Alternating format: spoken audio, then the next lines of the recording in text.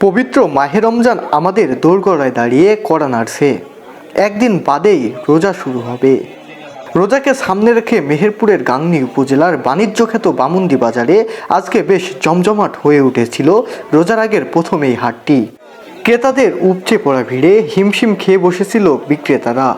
শাক সবজি, চাল ডাল, মাছ মাংস থেকে শুরু করে ফলমূল সহ সব রকম পণ্যের দামই স্বাভাবিকের চেয়ে একটু বেশিই ছিল আজকের এই হাটে।